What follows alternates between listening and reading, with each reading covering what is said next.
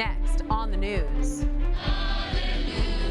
He's back from Bahrain, and we have team coverage how the Pope made history and warned the world women aren't second-class citizens. And they want you. A recruitment drive calling all veterans. Their service to God and country isn't over. Then they're one step closer to the priesthood. 3 men in the Diocese of Brooklyn ordained transitional deacons. Plus, he's got a firm grip on racing. Just how this priest completed the New York City Marathon from the driver's seat. I'm Christine Persichetti. Currents News starts right now.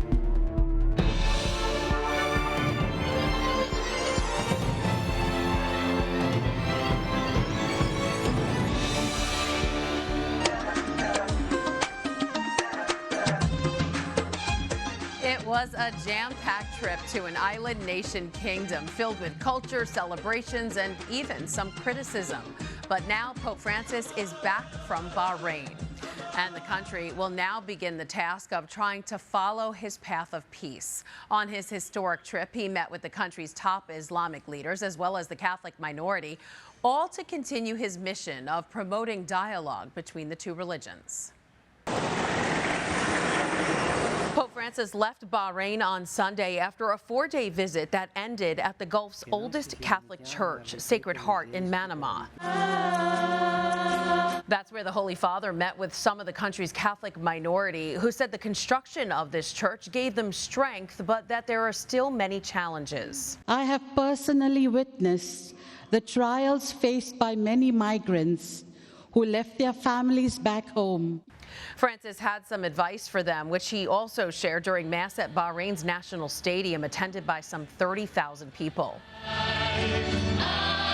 He told the crowd of mostly migrant workers from nearby countries to always be messengers of love and peace, even when feeling attacked or marginalized. Habrá fricciones, momentos de tensión, habrá conflictos, visiones distintas, pero quien sigue al principio de la paz debe buscar siempre la paz.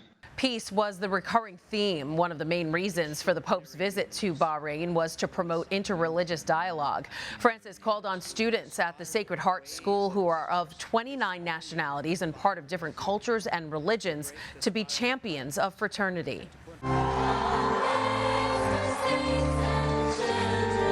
While the pontiff referred to Bahrain as a model of coexistence, during his visit, he didn't shy away from some of the contentious social issues in the country. He spoke out against the death penalty, urging Bahrain authorities to renounce it and ensure basic human rights are guaranteed for all citizens, including criminals. That drew attention to tensions between the Sunni Muslim monarchy and Shiite opposition that accused the government of overseeing human rights abuses. On the plane ride home, Pope Francis was asked to comment on the protests going on in Iran. The demonstration started after the death of Mahsa Amini, who was detained by morality police for not wearing her hijab. Elise Allen, senior correspondent for Crux, has been covering the Pope's trip and joins us now. Hi, Elise. Hi, Christine. It's nice to be with you. Nice to have you again. And so the Pope didn't specifically call out Iran, but he did say a society that does not give women the same rights as men will become impoverished. Do you think this would have been more powerful if he did call the country out by name? No, of course. I think especially in the context of what is happening in Iran right now. I mean, we've seen protests before, but what's going on now, I think, has reached an unprecedented level in that country. And the last I checked, I think over 200 people have been killed in these protests so far, and he has to be very careful with what he says. But I mean, of course, if he were to speak out against this publicly in a forceful way against Iran, it would be huge. It would be hugely significant. But again, he's trying to walk this diplomatic line that's not always so easy for somebody in his position. Exactly. But he did speak strongly about female genital mutilation. Let's listen to what he had to say. Ma come mai oggi nel mondo non possiamo fermare la tragedia delle infibulazioni alle ragazzine? Ma è terribile questo, oggi, che ci sia questa pratica, che l'umanità non riesca a fermare questo, che è un crimine, un atto criminale, no? more than 200 million girls alive today have undergone FGM. Do you think his words will make any difference? You know, I certainly think they could. You know, this is not the first time Pope Francis has condemned female genital mutilation. He's mentioned it before. He's condemned it in the past as an act of violence and a crime against women. And I think his words are being listened to, you know, and you look at the invitations he's receiving, you know, in a lot of the countries throughout Asia and the Middle East, these are countries that the Pope is really reaching out to. These are areas of the world he's made a point to travel to quite frequently in his papacy. So the countries that are still practicing this to some extent. And so maybe the traditions are different, maybe the culture is different, but they're very, very much attention to what Pope Francis has to say. And I think there's certainly a desire to have the appearance that you have the Pope on your side right now, that you have Pope Francis on your side. And when it comes to the church, Francis has done more than any pope to give more decision-making roles to women. However, he's been receiving some pushback lately with one of his recent appointments of the Pontifical Academy for Life, Mariana Mazzucato, who has been very outspoken about her atheism and opposition to the overturning of Roe v. Wade. How do you think his comments on this trip will be received? This is not the first time the Vatican has appointed somebody to a pontifical academy or department that does not fully align with the church's teachings. You know, it's not the first atheist who's been invited to speak. I think Pope Francis is not afraid of that debate. He's not afraid to have that discussion. And I think whether you are receptive to what he has to say and what he had to say about that on his flight from Bahrain really depends on kind of where you're naturally inclined to fall anyways. All right, sure. Elise Allen, senior correspondent for Crux. Thanks so much for being here. Always nice to speak with you. Thank you, Christine. It's a pleasure. Also tonight, they want you to join their ranks. We need them people because it's very important, because who's going to take our place when we pass away? Soldiers gear up for another battle, a fight to preserve God, country, and each other. Right now on Currents News, Operation Catholic War Veterans. They defended this nation. Now Catholic war vets are looking to help their fellow soldiers in any way they can. But their numbers are dwindling, so they're upping their recruitment efforts to ensure they can continue their work well into the future. Currents News' Jessica Easthope has the story from their base in Belrose, Queens. We team up with the Knights of Columbus. This is what a brainstorming session looks like for the Catholic War Veterans and Auxiliary of the USA. The organization has reached out to help anyone and everyone it can for the last 78 years. And now it's time to map out the future. Who's going to take our place when we pass away or move? So it's very important to get the younger generation involved. Want to be a member? You must be a practicing Catholic and a veteran or related to a veteran who has served in active duty for at least 6 months. But what the team does knows no boundaries.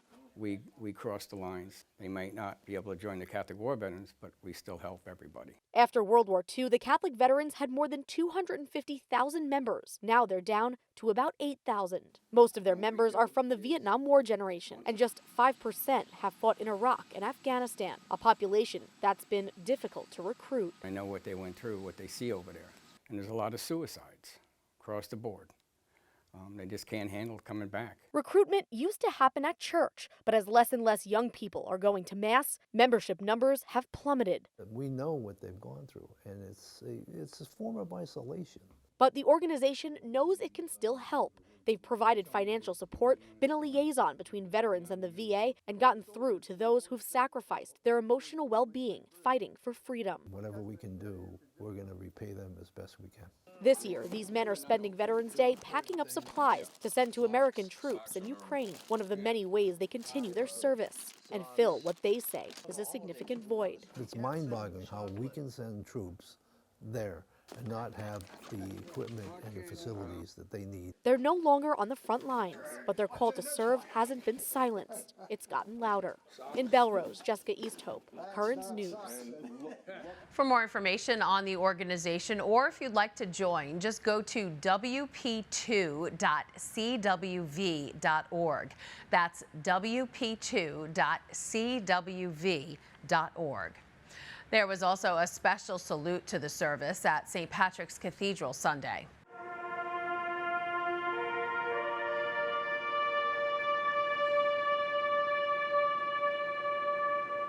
That's the sounds of taps as Catholic war veterans came together to remember their fellow soldiers and all those who sacrificed so much to serve our country.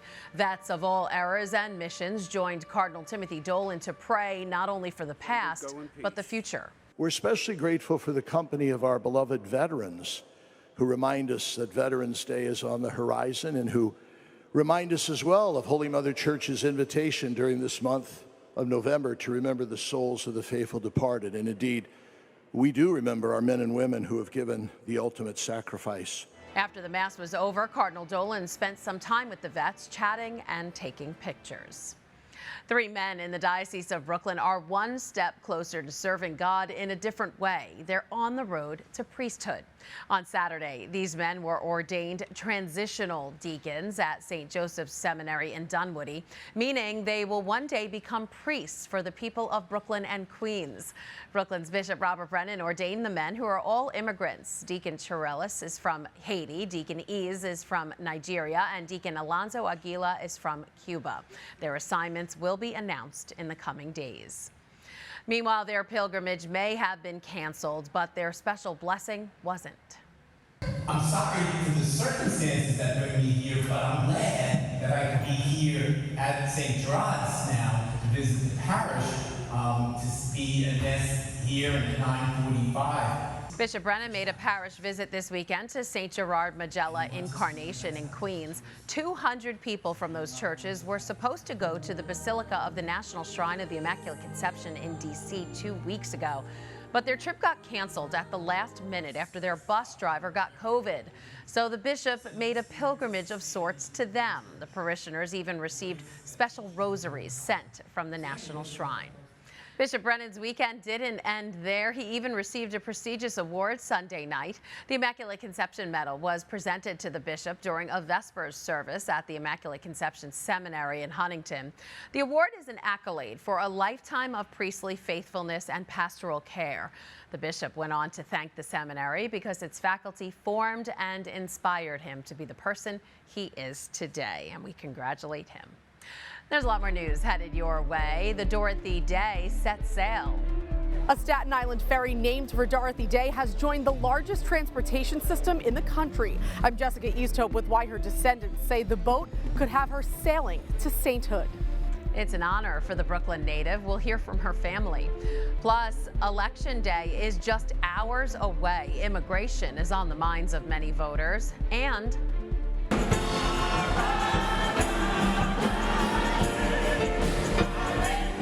the sound of music. Church choirs unite for a concert to celebrate Black Catholic culture. We'll take you there.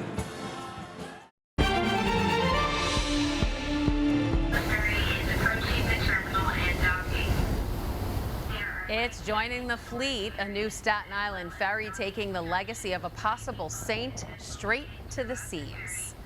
It's been christened for a Catholic icon. The Dorothy Day was dedicated to the Brooklyn native and rebel whose love for God and the poorest in our society started a movement.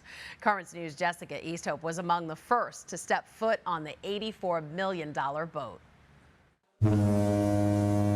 What Martha Hennessy thinks her grandmother would like most about this ferry is it's free. I'm glad that it's free because the working class really needs all the help it can get commuting to work, so I'm happy for that. After all, her grandmother, Dorothy Day, spent most of her life working with and advocating for the working class, poor and marginalized. She believed in the God-given dignity of us all, and she saw Christ in the least amongst us. Dorothy Day is considered one of the most influential lay people in the history of American Catholicism. She was a journalist and radical convert who helped establish the Catholic worker movement during the height of the Great Depression. She spent years of her life on Staten Island and loved the nature that surrounded it. She said it's where her conversion took place. She was very, very strongly moved by being so close to nature. It brought her closer to God as well. And so Staten Island really does represent a beautiful part of her life. She loved, the beauty and the of the surroundings of Staten Island, and it really helped her conversion. And now the ferry bearing her name will transport thousands of working people a day. Many say the hope now is the ferry will bring Day one step closer to canonization. Every little bit helps to, garner the name recognition. Oh, I really do think that her name will be more spoken and people will be inspired by the radicalness of her devotion to the poor and to her faith. The Dorothy Day Ferry will be making its first official trip to Manhattan by the end of 2022. On Staten Island, Jessica Easthope, Currents News. Also tonight, the final push. We could use more respect, right, women? Before you decide. Cashless bail in the state of New York will be suspended. New York's future and the balance of power in Washington. Currents News with what's at stake as we count down to election night. There's a lot on the minds of voters. They're worried about democracy, anxious about the rising cost of living, fearful of gun violence, and desperate for change. All the while, Catholics are hoping to make choices at the polls that respect life and consider the common good, especially when it comes to immigration. It's an issue far more complex than the rhetoric. Currents News' Andy Madison has the story.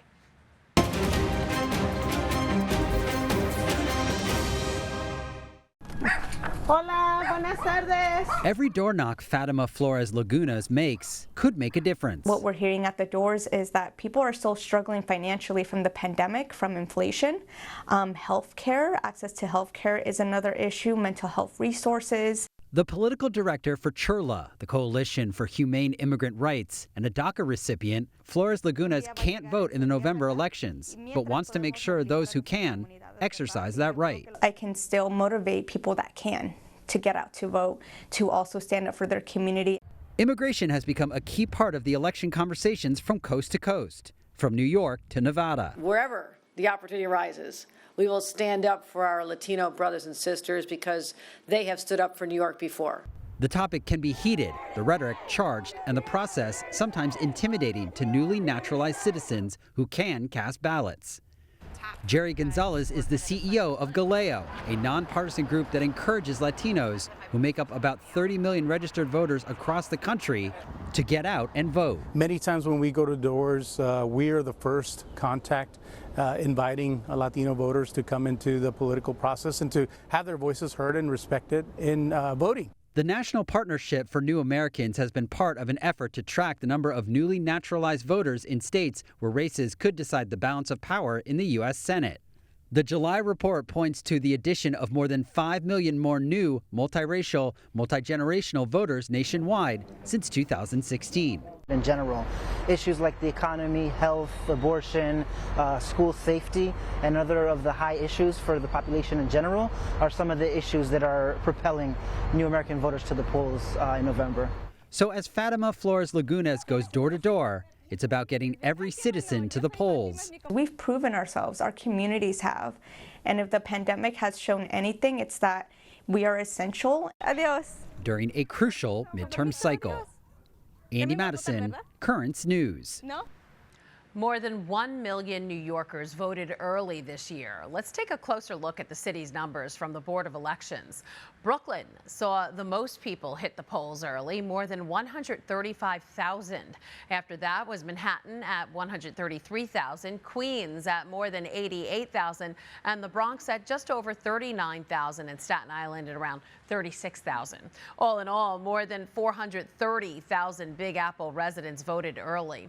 However, those numbers fell short of the numbers for the 2020 general election.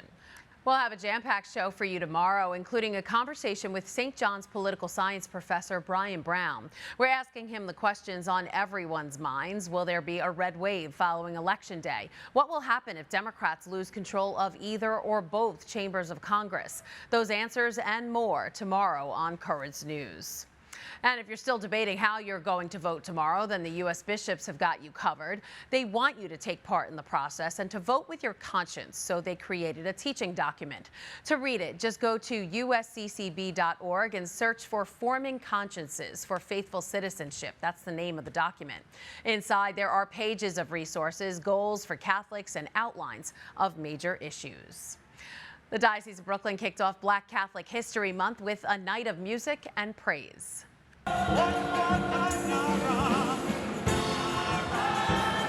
A Saturday night concert at St. Thomas Aquinas in Brooklyn was planned by the Vicariate of Black Catholic Concerns Youth Ambassadors. That's the leadership program that has helped to empower and engage more than 150 young men and women. The concert featured 7 choirs from throughout the diocese. Father Dwayne Davis, who directs the ambassador program, told Currents News that the night celebrates their unique Catholic culture. One of the great things about Black Catholics is that we love to sing and dance and praise our Lord. And we're able to do that in our cultural context, in the context of the concert, which is outside the Mass. There's so much more that you could do liturgically outside of the Mass than within the liturgical Mass itself. The proceeds from this concert will go right back to the ambassador program, and they'll help pay for the young leaders to attend the National Black Catholic Congress in Washington, D.C. next July. Still to come on Currents News. After about 6 or 7 weeks, you forget the pain of it. No pain, no gain. An 82-year-old priest proving you're never too old to compete in the New York City Marathon. His story next.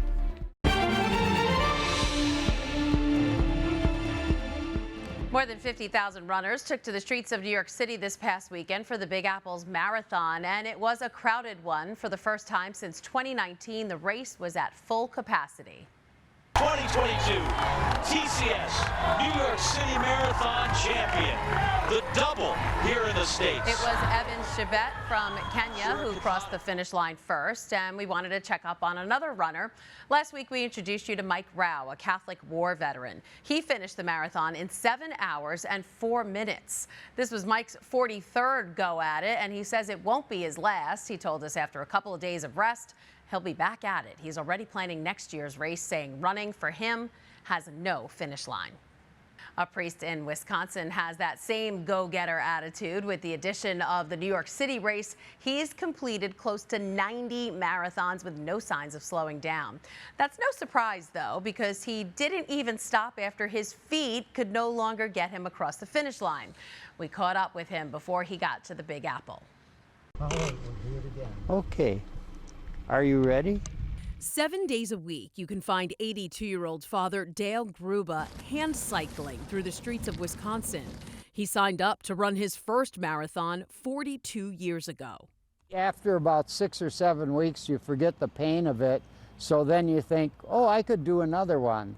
And that led to another one and another one. And with a firm grip on competitive racing, Father Gruba is now closing in on 86 marathons, 22 of which have been completed from the driver's seat. A shift he made after a knee and back injury took him out of the running. You know, I wore the bottom half of my body out. Now I'm wearing the top half out, and when I do that, then it's time to go back to God. From saying Mass on Sundays to cycling 26.2 miles time and time again, Father Gruba attributes his success to always saying yes. And that's a lesson that I often tell young people, too. You know, never turn down a challenge, because it can lead to some of the most fruitful things that you'll ever do in life.